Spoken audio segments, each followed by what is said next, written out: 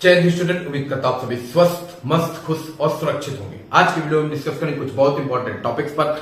आज हम बात करेंगे UP triple SC JEE civil की जो नॉन पेट वाला कोर्ट केस था जिसकी सुनवाई 10 जुलाई को होनी थी। उस सुनवाई में क्या हुआ है, क्या आपका कितना लंबा समय लगने वाला है, उस पर भी हम बात करेंगे। इसके अलावा वेटिंग लिस्ट को लेकर डिप्टी सीएम से बच्चों की मुलाकात हुई है और कुछ बच्चे 13 तारीख को भी डिप्टी सीएम से मिलने वाले हैं। वेटिंग लिस्ट क्यों आपकी भर्ती के लिए इंपॉर्टेंट है, इसको भी समझेंगे। और इसके अलावा आपका जेईई पेट 2025 से एडीओ की भर्ती और जेईई इलेक्ट्रिकल मैकेनिकल की भर्ती आएगी कि नहीं आएगी, उस पर बात करेंगे। और इसके अलावा पेट 2026 से कौन कौन सी भर्तियां आने वाली हैं, उस पर भी अपडेट लेंगे। उससे पहले चैनल पे जो भी नए हैं चैनल को लाइक और सब्सक्राइब कीजिएगा, वीडियो अच्छा लगे तो शेयर कीजिएगा। इसके अलावा इंस्टाग्राम और टेलीग्राम चैनल दोनों को फॉलो करने के लिए दोनों का लिंक डिस्क्रिप्शन बॉक्स में मेंशन है, आप वहां जाके मुझको फॉलो कर सकते हैं। वीडियो को लाइक और शेयर जरूर कीजिएगा। चलिए चलते हैं वीडियो की ओर। तो सबसे पहले बात कर लेते हैं जेईई सिविल भर्ती को लेकर। ठीक है, ये भर्ती जब से अनाउंस हुई है तब से ये भर्ती विवाद में रही है। ठीक है, कभी बीटेक वालों ने कोर्ट केस किया, वहां से निकली, एग्जाम कंडक्ट हुआ और अब यहाँ पे नॉन पेट वालों ने अपना कोर्ट केस किया हुआ था। ठीक है, और उन्होंने कोर्ट केस कहां पे किया हुआ था, उन्होंने कोर्ट केस किया हुआ था डबल बेंच में। ठीक है, तो बेंच होती है डबल बेंच, उसमें इन्होंने कोर्ट केस हुआ था। 3 तरह की बेंच होती है, कई तरह की बेंच हो सकती है, डिमांड पर होता है, केस की इंपॉर्टेंस पर होता है। ठीक है, सबसे पहले सिंगल बेंच, वहां से अगर आपको प्रॉपर नहीं मिला तो डबल बेंच, उसके बाद बहुत जरूरी है तो ट्रिपल बेंच, उसके बाद ऐसे ऐसे डिफरेंट टाइप ऑफ बेंचेस होती हैं। ठीक है, तो बच्चों ने सीधे डबल बेंच में आपका अपील की हुई थी नॉन पेट वालों। उनका कहना यह था कि हमने पेट का एग्जाम नहीं दिया है, फिर भी हमें एग्जाम देने का मौका मिले और हमें इस भर्ती में लिया जा सके। ठीक है, इसकी पूरी बात हुई। अब यहाँ पे हुआ क्या, कल इसकी सुनवाई थी। कल डबल बेंच ने सीधी सारी बात की कि भाई तुम बिना सिंगल बेंच के, देखिए एक सिंपल सी बात समझिए, अभी डिटेल आया नहीं है कि एक्चुअली में कोर्ट ने क्या कहा, पर डेफिनेटली उन्होंने ये कहा होगा कि बिना सिंगल बेंच के तुम सुनवाई करवाए सीधे डबल बेंच में कैसे आ गए। ठीक है, सिंगल बेंच में पहले सुनवाई प्रोसेस जो है उसमें पहला तो तुम्हें सिंगल बेंच में जाना चाहिए था, तुम सीधे डबल बेंच में कूद आए। ठीक है, तो सिंगल बेंच में उन्होंने वापस आपके केस को भेज दिया है। ठीक है, जो नॉन पेट वाला केस है वो सिंगल बेंच के पास चला गया है। अब जब सिंगल बेंच से सुनवाई हो जाएगी, उस सुनवाई में इनको आपत्ति होगी, तब ये दोबारा अपील करेंगे डबल बेंच में। ठीक है, तो यही चीज कोर्ट ने भी मेरे ख्याल से कही होगी, सिंगल बेंच में भेजने का यही उनका मेन रीजन भी रहा होगा। अब इंपॉर्टेंट बात यह है कि जब तक ये केस चलता रहेगा तब तक आपके रिजल्ट में डिले होता रहेगा, ये बात आप याद रखिएगा। मुख्य सेविका की भर्ती एक थी जो कंडक्ट कराई गई थी पिछले साल, और उसमें भी साल भर तक कोर्ट का केस चलता रहा और साल भर उसकी वजह से उसका रिजल्ट पेंडिंग रहा, रिजल्ट अनाउंस नहीं किया गया जब तक कोर्ट की तरफ से क्लियर कट नहीं किया गया। और सेम प्रॉब्लम आपके साथ भी हो सकती है। और ये प्रॉब्लम बड़ी क्यों है, क्योंकि देखिए अभी जेईई सिविल का रिजल्ट अगर आ जाता है तो ये चुनावी साल चल रहा है, यहां पर आपका यूपी ट्रिपल एससी तेजी से काम करता हुआ दिख जाएगा।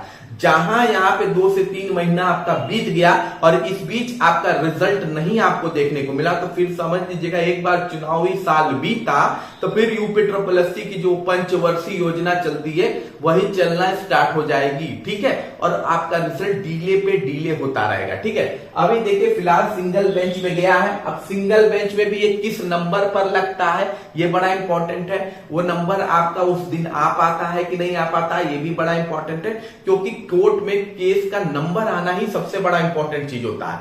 ठीक है, अगर नंबर नहीं आएगा तो फिर आपका डेट पे डेट आपको मिलती चली जाएगी। ठीक है, तो ये बड़ा इंपॉर्टेंट हो गया है, क्योंकि अगर ये केस जितना डिले होगा आपका रिजल्ट उतना ही डिले होगा। और सीधी सारी बात है, इसी वजह से अभी तक आपको आपकी रिवाइज आंसर की भी देखने को नहीं मिल रही है। ठीक है, अब बाद में आयोग यही कह देगा कि भाई मेरी कोई गलती नहीं है, कोर्ट की तरफ से ऐसी प्रॉब्लम है, कोर्ट में केस चल रहा है, मैं चाह रहा हूं कि सिंपल जो चीज वो मुख्य सेविका में बोला था वही चीज आपके लिए भी ये बोल देगा। और जितना डिले ये होगा, सिविल की भर्ती जितनी डिले होगी बीटेक जेईई की, उतनी ही डिले होगी आपकी अगली नई भर्ती जो जेईई की आने वाली है, वो भी उतनी ही डिले आपको देखने को मिलने वाली है। ठीक है, तो अब हम बात कर लेते हैं अगली इंपॉर्टेंट अपडेट की। तो अगली इंपॉर्टेंट अपडेट वेटिंग लिस्ट को लेके है। ठीक है, तो देखिए वेटिंग लिस्ट को लेके कुछ बच्चे 13 तारीख को जाने वाले हैं, यानी 13 जुलाई को कुछ बच्चे शायद जाने वाले हैं आयोग, 15 जुलाई को, 15 जुलाई को कुछ बच्चे आयोग जाने वाले हैं। ठीक है, और वेटिंग लिस्ट में वो देखिए, अगर बच्चे 15 जुलाई को आयोग जा रहे हैं तो जो भी बच्चे यूपीएससी का एग्जाम चाहे देने वाले हैं चाहे देंगे, वो बच्चे भी उनका सपोर्ट में जाए। जितना ज्यादा बच्चे जाएंगे उतना अच्छा है। हालांकि कुछ बच्चों ने वेटिंग लिस्ट को लेके उप मुख्यमंत्री से मुलाकात की थी, ठीक है, और उप मुख्यमंत्री से ही मिलना जरूरी है। मुख्यमंत्री या उप मुख्यमंत्री से अगर आप वेटिंग लिस्ट को लेकर बात करेंगे तो ज्यादा असर होगा कंपेयर टू आयोग, क्योंकि आयोग के हाथ में वेटिंग लिस्ट नहीं है। रूल बनाने का काम कैबिनेट का होता है और कैबिनेट उप मुख्यमंत्री या मुख्यमंत्री को पता रहेगा तो उस हिसाब से वो रूल बनाएंगे। आयोग आपसे यही बात कहेगा कि हमारे हाथ में नहीं है, ये आपके चीफ मिनिस्टर या डिप्टी चीफ मिनिस्टर से आप बात कीजिए, उनकी तरफ से जो रूल बन के उसे फॉलो कर लूंगा। तो इसलिए इस चीज के मैटर को लेके 15 जुलाई को बच्चे का प्लान है डिप्टी सीएम से मिलना, और कुछ बच्चे ऑलरेडी डिप्टी सीएम से मिले हैं और उन्होंने उनको आश्वासन, जो नेता देते रहते हैं वो आश्वासन उन्होंने दिया है कि वेटिंग लिस्ट जारी कर दी जाएगी। और वेटिंग लिस्ट क्यों आपके लिए इंपॉर्टेंट है इसको समझिए। देखिए, जब लेखपाल की भर्ती हुई थी, लेखपाल की भर्ती आपकी कंडक्ट कराई गई थी, तो उसमें लगभग पिछली भर्ती में 1500 प्लस सीटें खाली चली गई। क्यों चली गई? इतना बच्चों को कहने के बाद कि डीबी स्किप कीजिए, बच्चे यहां पर मानते हैं नहीं, ठीक है। वो जबरदस्ती इसमें भौकाल के लिए बैठेंगे, उनको लेना नहीं है लेकिन वो बैठ जाएंगे, बैठ के फिर क्या करेंगे, वो छोड़ देंगे, ठीक। अब उसकी वजह से क्या हुआ कि 1500 सीटें आपकी वैकेंट रह गई।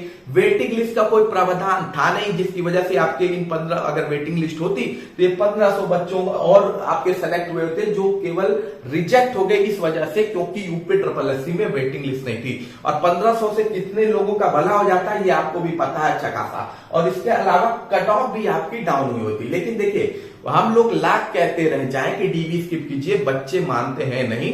बच्चे एक नंबर के, मतलब बता दो क्या बोलूं मैं, ठीक है, कुछ है उसमें, उनको कुछ नहीं कहा जा सकता है, तो उस हिसाब से प्रॉब्लम होती है। और वेटिंग लिस्ट अगर आ जाएगी तो यही प्रॉब्लम सॉल्व हो जाएगी। अभी मैं बताता हूं वेटिंग लिस्ट का सबसे ज्यादा बेनिफिट किस भर्ती को होने वाला है। तो सबसे ज्यादा बेनिफिट आपकी ड्राफ्टमैन की भर्ती को होगा। देखिए, ड्राफ्टमैन की जो ये भर्ती है इसको लेके होगा, क्योंकि देखिए इसमें क्या है, वो बच्चे भरे हुए हैं जो जेईई सिविल में भी भरे हुए हैं, ठीक है।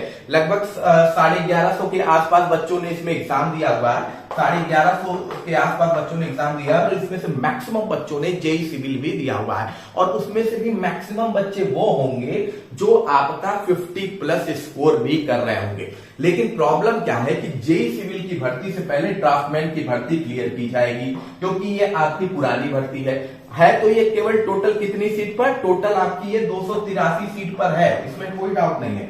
लेकिन इस 283 सीट में सबसे ज्यादा सीट एससी की, फिर अनरिजर्व्ड की, उसके बाद ओबीसी की और फिर ईडब्ल्यूएस की इसमें सीट है, ठीक है। तो ये 283, लेकिन ये जो 283 सीटें हैं उसमें कंपटीशन कट ऑफ हाई होने का रीजन यही होगा क्योंकि जो बच्चे जेईई सिविल में 50 पाए हैं वो अभी ये उम्मीद में भी नहीं है कि भाई फ्यूचर में क्या कट ऑफ जा सकती है। आयोग कभी भी सरप्राइज कर सकता है। तो जेईई सिविल में जो बच्चे 50 प्लस वाले हैं वो भी इसके डीबी में बैठेंगे और नतीजा क्या होगा, वो भी इसमें ज्वाइन करेंगे। लेकिन उसके कुछ ही महीने बाद जब जेईई सिविल का रिजल्ट आएगा उसमें भी बच्चे इसको छोड़कर उसमें चले जाएंगे, तो इसकी सीटें क्या हो जाएगी, वापस से वैकेंट हो जाएगी। तो वेटिंग लिस्ट का प्रेजेंट टाइम में सबसे ज्यादा जरूरी किस भर्ती के लिए, ड्राफ्टमैन भर्ती के लिए, ताकि जो कम मार्क्स वाले बच्चे हैं जो जेईई सिविल दिए उनके मार्क्स कम है और ड्राफ्टमैन में ठीक ठाक मार्क्स है, तो वहां पर वो सेलेक्ट हो जाए, बल्कि ना कि वो बच्चे जो जेईई सिविल में भी टॉप में है और ड्राफ्टमैन में भी टॉप में है, दोनों जगह सिलेक्शन के बाद वो लास्ट में जेईई सिविल ही को चुनने वाले हैं। सीधी सादी बात है। इसीलिए मैंने आपको प्रीवियस वीडियो में बना के बोला था कि जिनकी 50 प्लस स्कोर है जेईई सिविल में वो ड्राफ्टमैन का डीबी भी स्किप कर देगा, ठीक है।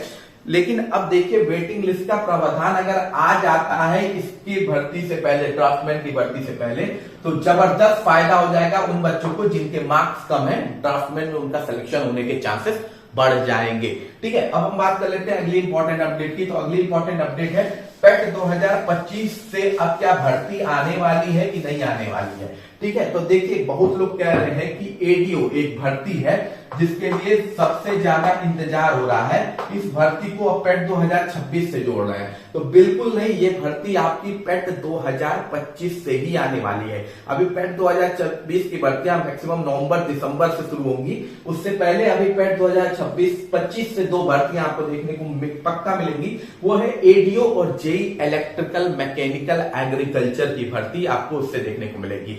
एडीओ की भर्ती जो है वो आपकी लगभग ये मान के चलिए कि 6 600 प्लस पदों पर आएगी। ठीक है, एडीओ की भर्ती 600 प्लस पदों पर आपको देखने को मिलने वाली है। क्वालिफिकेशन आपको पता है कि इसमें आपका बीएससी होना चाहिए, किसमें, एग्रीकल्चर में, बीए होना चाहिए आपका किसमें, इकोनॉमिक्स में, बीए आपकी किसमें होगी, इकोनॉमिक्स में, और इसके अलावा आपका बीकॉम होना चाहिए, बीकॉम। यही 3 डिग्री है इसमें, यही 3 डिग्री इसमें है। तो काफी लोग कह रहे हैं कि इसकी कट ऑफ भी बहुत हाई जा सकती है, तो ऐसा नहीं है, पेट 2025 से ही आएगी, कट ऑफ भी इसकी कम रहेगी, पेट की कट ऑफ भी कम रहेगी। अच्छी जॉब है, 4200 ग्रेड पे की ये जॉब है। यूपी ट्रिपल एससी पेट से सबसे बड़ी जॉब यही हो, सबसे बड़े ग्रेड पे की जॉब यही होती है, इससे बड़े ग्रेड पे की कोई जॉब होती नहीं है। तो बहुत ही अच्छी भर्ती है, और ये पेट 2025 से आएगी, और आपको नोटिफिकेशन बहुत जल्दी ही देखने को मिल जाएगा। मैक्सिमम अगस्त के स्टार्टिंग वीक तक आपको देखने को मिल जाएगा, जुलाई लास्ट वीक तक या अगस्त स्टार्टिंग वीक तक आपको एडीओ का देखने को मिलेगा। पेट 2026 में ये नहीं जाएगी, ये पेट 2025 से ही आएगी। इलेक्ट्रिकल मैकेनिकल की जो भर्ती है वो भी आपकी पेट 2025 से ही देखने को मिलने वाली है, ये भी 26 में नहीं जाने वाली है। थोड़ी सी आप लोग यूनिटी दिखा देंगे तो ये भर्ती भी आपकी पेट 2025 से आ जाएगी। और पेट 2025 से आने के लिए आप अगर क्यों इंपॉर्टेंट है ये समझिएगा, क्योंकि इसमें आपकी कट ऑफ कम रहेगी, ज्यादा से ज्यादा बच्चे एग्जाम दे पाओगे, भर्ती जल्दी क्लियर हो जाएगी, क्योंकि ये चुनावी ईयर में आएगी, तो इस वजह से क्लियर हो जाएगी। पेट 2026 की भर्तियां डिले हो सकती है, लेकिन ये भर्ती आप लोग अगर थोड़ी सी कोशिश कर दो और इससे निकाल लो तो आपकी चांदी ही चांदी है। ठीक है, अब हम बात कर लेते हैं अगली इंपॉर्टेंट अपडेट की। तो अगली इंपॉर्टेंट अपडेट आपकी पेट 2026 की भर्ती को लेकर है कि इस भर्ती में कौन कौन सी भर्तियां आपकी आने की संभावना है। देखिए, इसका नोटिफिकेशन हो सकता है, मैं वीडियो बना रहा, अब मेरा वीडियो जब तक रिलीज हो, क्योंकि मैं वीडियो मॉर्निंग में बनाता हूँ, इवनिंग में आता है, अगर मेरा वीडियो रिलीज होने से पहले भी आपको नोटिफिकेशन देखने को नहीं नोटिफिकेशन देखने को मिल सकता है, या फिर यह मंडे को आपका नोटिफिकेशन देखने को मिल जाएगा, क्योंकि संडे को छुट्टी होती है, इस वजह से नहीं देखने को मिलेगा। अगर आज नहीं आता है तो मंडे को आपका नोटिफिकेशन 26 का आ जाएगा। ठीक है, अब इससे जो इंपॉर्टेंट भर्तियां आनी है, क्यों इसमें स्कोर करना बहुत जरूरी है, क्योंकि इससे बहुत ही अच्छी अच्छी भर्तियां आने वाली है।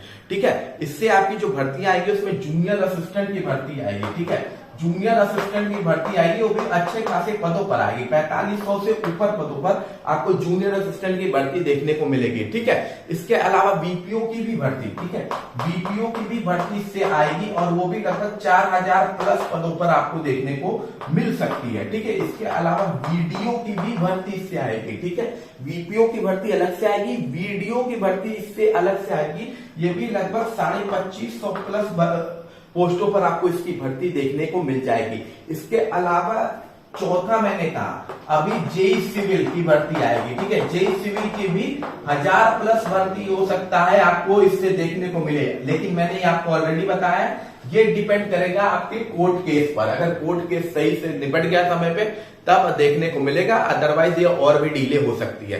मुख्य सेविका की भर्ती भी इससे देखने को मिलेगी, मुख्य सेविका की भी भर्ती इससे देखने को मिलेगी। ठीक है, मुख्य सेविका की जो भर्ती है ये भी इससे आएगी, 5वीं भर्ती के रूप में ये आपको देखने को मिल सकती है।